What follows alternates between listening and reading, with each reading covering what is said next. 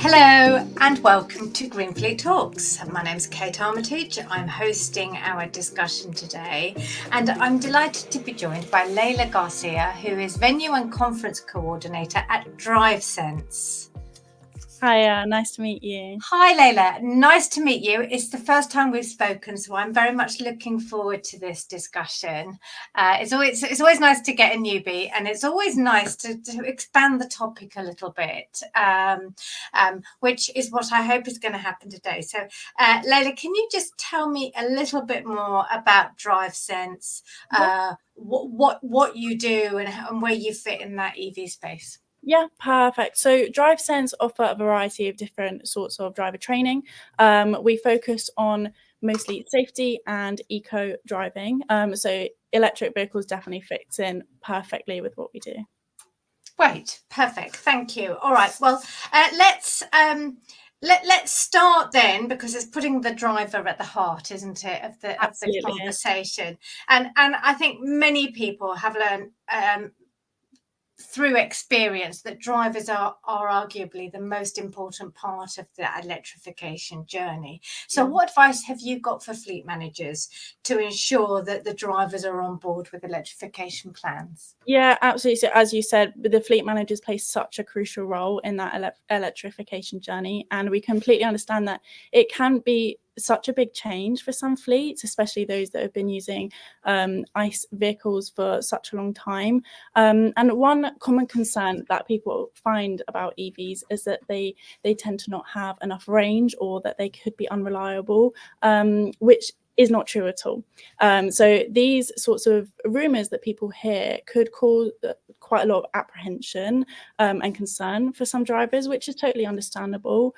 But one of the biggest advantages of the EVs is that it's actually so much easier than people realize. So that's such a massive thing for fleets to get their head around, is that it actually is super easy, which is amazing. So yeah, the future of transportation is 100% shifting towards EVs, is specifically due to their efficiency and their sustainability also. So yeah, it's definitely a massive selling point to ensure that drivers are supportive of that transition, 1,000,000%.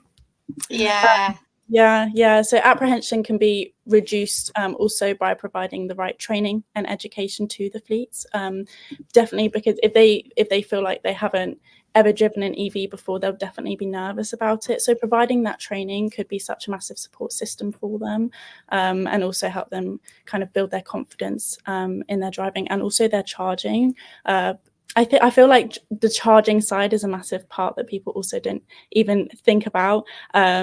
But providing kind of clear guidance on that driving and the techniques around the EVs could definitely be massively beneficial. Yeah, I completely agree. And I think you kind of, you said, or, the rumours, but people come to it with a less than positive perspective. Yeah. So I think sometimes it's not just that people have got apprehension, that the drivers are apprehensive. Actually, it's much more than that they're almost anti-EV and have this kind of deep-seated belief that the cars aren't good for the environment, and there's nowhere to charge them and all of those kind of things. So it can be a real uphill battle before the fleet manager has even begun thinking about introducing them. Absolutely. And I suppose letting them try out an EV, so for example putting them through trial programs or something similar, is such a great idea, because it helps them kind of gain that confidence on this part of the company's journey, which can be so big especially for smaller companies. Bringing this into place can be such a big step. So that's also where with the training comes feedback, which allows people to kind of voice their opinions and address any concerns, and get answers to kind of any questions that they might have about driving EVs or charging EVs. As I said, it helps them gain massive confidence and create such a positive impact. So for example, at Drivesense ourselves, we offer EV familiarization courses, and we adapt that course to the fleet's needs, which kind of help them embrace the changes. Yeah, okay.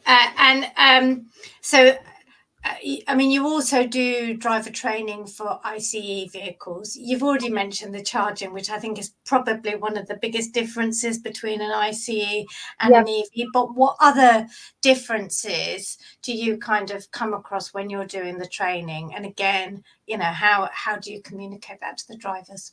Yeah, so as mentioned previously, just ensuring that confidence is such a key part of that. And unlike traditional cars, EVs have a lot more differences than people do notice, as you said, which is why some people may hesitate to buy these EV cars or to put them out to their fleets. But I can assure you that these positive changes, and they have significant benefits and definitely enhance the efficiency and the sustainability. Thank you. I part of me thinks, if I'm going on a driver training course, these are probably professional drivers. They're probably really confident and know what they're doing, which is not me. So do you, I mean, how much of the training that you do is for people who are really lacking confidence? Or like myself, for example, the first time I drove an EV, I'd never driven an automatic car before, and I was really nervous about that. Yeah, absolutely. My fears were allayed very quickly, but it was a real thing. So how sort of what's your kind of split in terms of we do training for really advanced drivers, professional, and we do training for company car drivers or less experienced drivers? Yeah, we offer both. I feel like a lot of the work that we provide the driver trainers for is actually for people that have never driven EVs ever in their life. And like we were discussing, some fleets are trying to make all of their vans and cars electric, making that change in their company. So a lot of the drivers that we look at on a day-to-day basis, they're all completely new to this EV journey. Okay, good. So there is a spot, a training spot for me at Drivesense, which is good. Okay, so here's the $1 million question.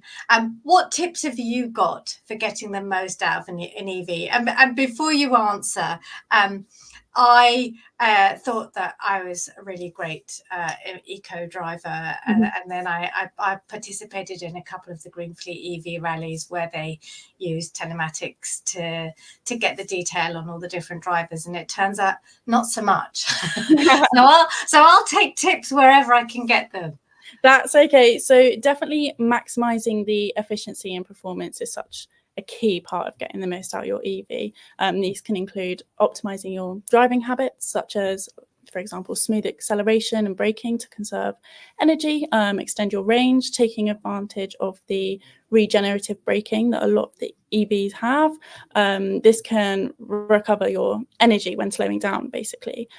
So doing that is such an important part of maximizing your efficiency. And also, I feel like almost every EV now has like a drive in eco mode, which can definitely enhance your efficiency also. So using that could definitely help. Another point would definitely be planning your charging strategically. So charging during off-peak hours can obviously save on your electricity costs. You have those fast chargers where you just pull into Waitrose, for example, and it takes an hour for a full charge, but only relying on these as and when could definitely make a difference. So more relying on your slow charging overnight for your battery health can help you get the most out of your EV. And it's definitely important, and it can be done so many different ways. But managing your battery health is definitely key as well to that. Yeah. Well, I definitely agree. My background is electricity, so that whole getting the best price for your EV charging is foremost in my mind. Adapting your driving style so that you get the most out of the vehicle. I totally get. Like I say, I'm still learning. Every day is a school day for me. No, of course.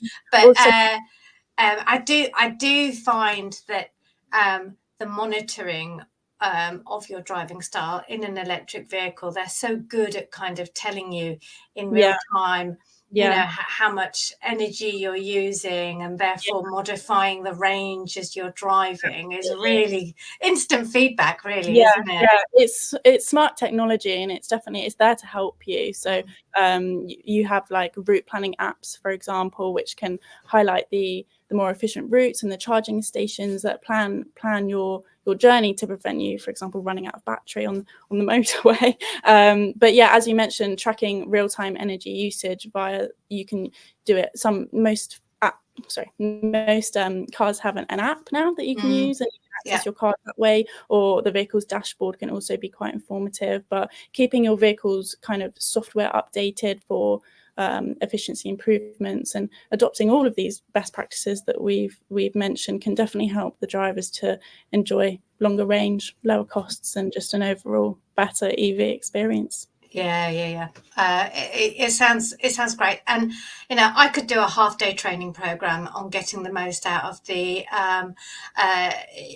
in-car information, and all the different systems that are there, because I must admit I'm pretty hopeless at that, and they're getting better and better and better, but I'm the limiting factor, not the car.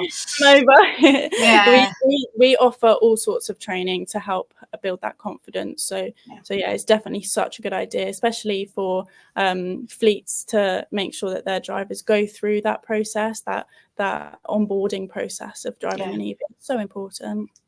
Okay. Brilliant. Let's widen the conversation a little bit then, Layla, before we wrap up. How else can fleet operators ensure that their fleet is as efficient and sustainable as it can be? Yeah, so maximizing your efficiency and your sustainability can be implemented by so many different strategies, some of which people don't even think of. But one being definitely the driver engagement and the driver training. For example, providing ongoing driver training on energy efficient driving habits, and even setting up incentives and rewards for drivers who achieve high efficiency ratings, for example, and gathering that driver feedback to just continuously refine fleet operations. Great. I know, and it never does any harm to kind of repeat that kind of best practice across the whole fleet. You don't have to wait until you've got an EV to suddenly say, actually, the way these vehicles are being driven can make a difference to our sustainability. 100%. Because a common misconception about EVs is that you do have to plan kind of every journey to the T, and it's not like that at all. And while this can be helpful, obviously you have your telematics and you have your GPS tracking, which automatically monitors your vehicle efficiency anyway and optimizes your route without needing to plan. So it can definitely be such a massive part of that. Great. Well, Layla, I've learned a great deal talking to you today. Thank you very much. It has been a pleasure talking to you. And you. Thank you so much for having me. Oh, you're welcome. And thank you, of course, to Drivesense for joining GreenFleet Talks. Thank you very much. That is about all we've got time for. Thank you for watching, and tune in to GF Television again soon.